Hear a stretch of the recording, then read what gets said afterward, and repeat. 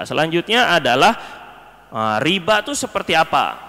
Riba itu, Pak, ada riba dalam jual beli, ada riba dalam pinjam meminjam atau hutang piutang. Dibagi dua begitu, dibagi dua dulu. Riba dalam jual beli ini jarang terjadi, tapi biasanya riba dalam jual beli itu terjadinya hanya pada dua hal. Yang pertama mata uang, yang kedua makanan dan minuman. Selain makanan dan minuman tidak terjadi riba jual beli. Sekali lagi ulang ya, riba itu dibagi dua. Ada riba pada jual beli, ada riba pada hutang piutang. Riba pada jual beli hanya terjadi pada dua perkara, makanan dan mata uang. Selebihnya tidak ada terkena riba dalam riba jual beli. Terus dari yang jual beli itu yang bagaimana yang riba? Kalau mata uangnya sama-sama mata uang dan jenisnya pun juga sama, seperti rupiah dengan rupiah, dolar dengan dolar, emas dengan emas, perak dengan perak, maka disyaratkan harus tiga. Tidak terpenuhi salah satunya kena riba. Disyaratkan kalau jual belinya sama-sama mata uang dan mata uangnya pun juga jenisnya sama, emas dinar sama emas, perak dengan perak, emas perhiasan dengan emas perhiasan, sama aja, sama-sama emas, maka syaratnya harus terkumpul tiga. Yang pertama tamathul, gramnya harus sama, nilai rupiahnya harus sama, itu tamathul.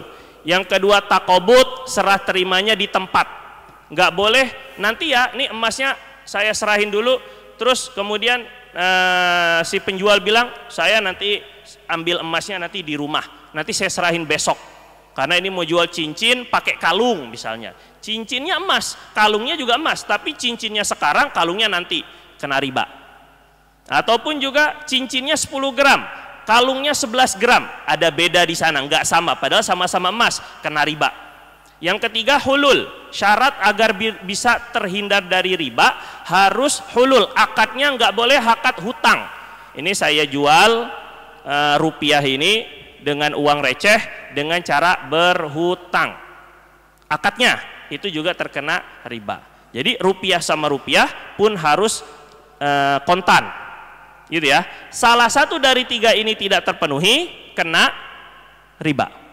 Mau itu namanya riba fadl karena tamasulnya nggak ada, ataupun juga riba nasiah karena tidak ada takobutnya, atau riba nasa karena tidak ada hululnya. Yang jelas tiga ini tidak terpenuhi salah satunya, terkena dosa riba. Hanya berlaku pada mata uang dan makanan. Kalau sama-sama makanan, tepung sama gula, saya jual tepung, Bapak jual gula ke saya, barter, itu juga jual beli. Nah ini kalau beda nggak masalah, beda takaran nggak masalah karena beda jenis, tapi sama-sama makanan harus diserahkannya di tempat, nggak boleh diutang.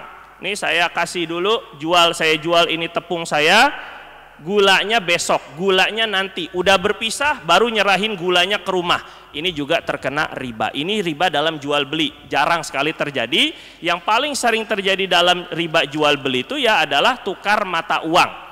Itu pun tidak sesuai, tidak menurut mazhab Syafi'i.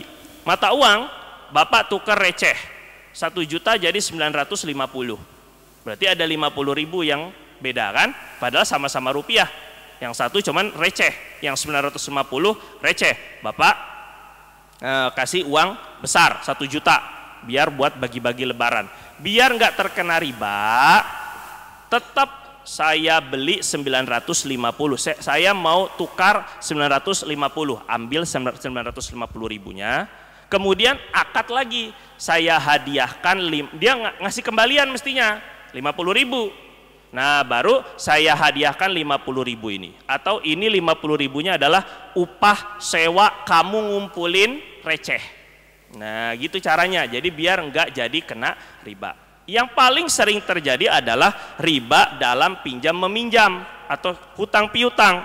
Intinya setiap hutang yang mewajibkan, mensyaratkan harus dibayar lebih, maka lebihnya itu adalah riba. Bisa disebut riba al-fadl atau riba korot, sama aja.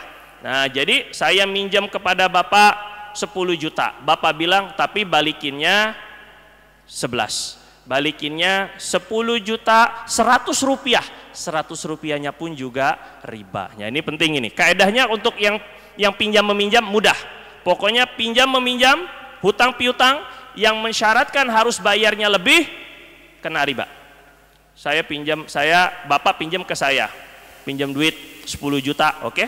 Saya pinjam, jaminannya apa? Gadainya apa? Oh, saya ada mobil, oke? Sini. Mobilnya di sini, STNK-nya sini misalnya, ataupun juga BPKB-nya. Tapi selama belum bayar, saya bilang, saya sebagai pemberi pinjaman, selama belum bayar, saya make ya mobilnya. Mobilnya dipakai, Pak. Padahal gadai. Utangnya berkurang nggak yang 10 juta? Enggak. Mobilnya dipakai, karena dia nggak enak, udah dipinjemin, udah disyaratkan lagi kalau saya mau pinjemin, saya harus, kalau mau dikasih pinjam, saya harus ngasih make mobilnya. Ini juga riba. Ribanya berupa nilai pemakaian mobilnya itu.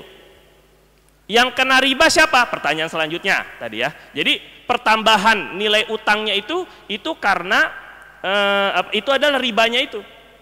Jadi kalau si pemberi pinjaman tadi tidak mensyaratkan harus bayar lebih, terus kemudian kita yang menghutang, kita yang berhutang ingin ngasih hadiah terima kasih karena sudah dipinjami hutang, itu hukumnya justru malah sunnah.